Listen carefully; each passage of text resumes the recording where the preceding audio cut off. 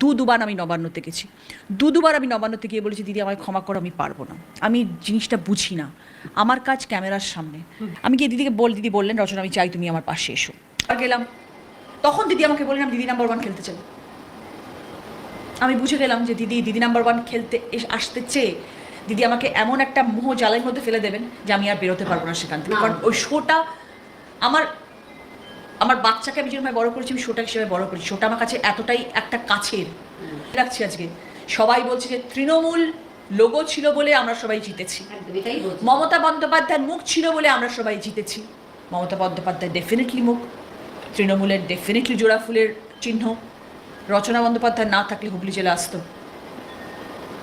রচনা বন্দ্যোপাধ্যায়কে আপনি ইউজ করেননি, তাহলে গড়িয়াহাট থেকে বা ফুটপাথ থেকে একটা মেয়েকে তুলে নিয়ে গিয়ে কেন হুগলিতে দাঁড় করালেন না? রচনা বন্দ্যোপাধ্যায়কে কেন কি দাঁড় করালেন? রিসেন্টলি সোশ্যাল মিডিয়া বলুন, খবরের চ্যানেল বলুন, সব জায়গায় একটাই নতুন টপিক নিয়ে কন্ট্রোভার্সি চলছে। সবাই রীতিমতো হট টপিকের মতো এটাকে নিয়ে আলোচনা করছে যে রচনা ব্যানার্জি একটা ইন্টারভিউ দিল, সেখানে হঠাৎ করে টিএমসি, কল্যাণ ব্যানার্জি প্রত্যেকে ধরে ধরে যাকে বলে অ্যানালিসিস করলো। কেন করলো ভাই?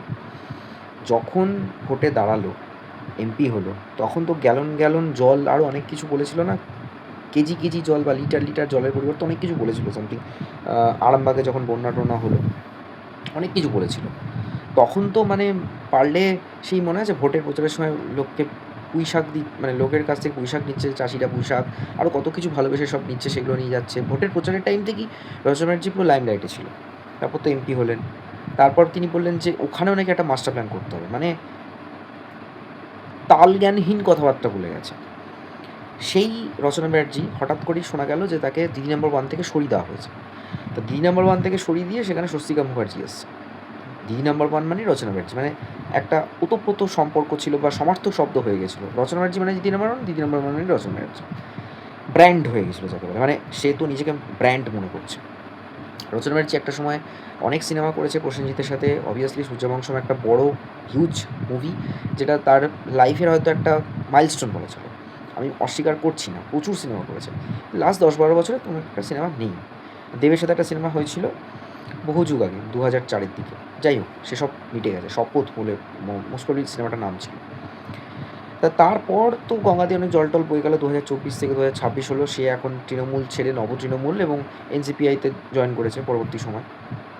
তৃণমূল দলের হয়ে ভোটে জিতে এখন এনসিপিআইতে চলে গেছে।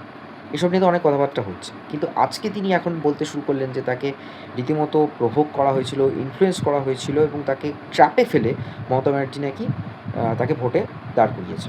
রত্নাদের দাগ অলরেডি ওইখানে হেরে গেছিলো এবং লকেট চ্যাটার্জিকে রচনা ব্যানার্জি হারিয়েছে। এটা একটা বড় ব্যাপার।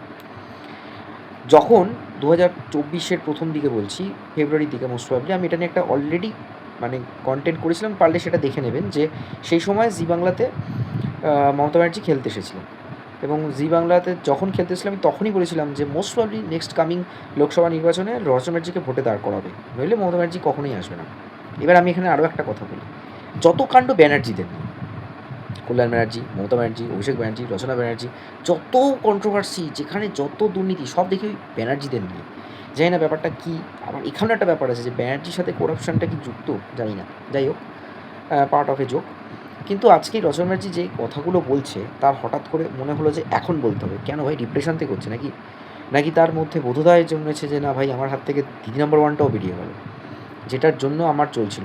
ইনফ্যাক্ট তিনি নিজেকে এমন একটা পর্যায়ে নিয়ে গেছেন, তার মধ্যে তার কথাবার্তাগুলো যদি পারেন ভিডিওটা দেখবেন, ইন্টারভিউগুলোতে তার কথাবার্তার মধ্যে প্রচণ্ড পরিমাণে ঔদ্ধত্য রয়েছে। যে তিনি আরবানাতে থাকেন, তার ওপরের ফ্লোরে দেব থাকে, তিনি আরবানাতে রয়েছেন। মানে আরবানাতে থাকতে গেলে ভাই স্ট্যান্ডার্ড মেনটেন করতে হবে। যারা আরবানাতে থাকতে পারে তারাই মানুষ, বাকিরা মানুষ না। মানে রাম শাম যদু মধু ফুটপাথ থেকে তুলে আনা কাউকে তার ভোটে দাঁড় করেনি ভাই। কলিতা মাঝিও তো একজন আছেন, তিনিও ভোটে জিতেছেন বিজেপির হয়ে।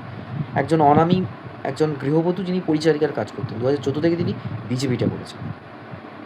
বলে না যে স্ট্যান্ডার্ড মেনটেন করা ভালো, কিন্তু ডাউন টু আর্থ থাকা ভালো। আজকে রচনা ব্যানার্জির মধ্যে এতটা উদ্ধত্ত, সেটা তার কথায় বোঝা যাচ্ছে, তার ভাব, তার বডি ল্যাঙ্গুয়েজ, তার স্পিচিং থ্রো, প্রত্যেক কটাতে। হয়তো তিনি ভালো মাপের একজন অভিনেত্রী হতে পারেন, কিন্তু তার মধ্যে ডাউন টু আর্থ নাম বিষয়টা নেই। ইন্ডাস্ট্রিতে আরও অনেকে নামকরা হিরোইন ছিলেন, এসেছেন, করেছেন, নাম করেছেন। যদিও বর্তমান অবস্থায় সিনেমা বলে কিছু একটা হয় না টলিউডে, যাই হোক, কিন্তু কোয়েল মল্লিকও যথেষ্ট ডাউন টু আর্থ বলে আমার মনে হয়।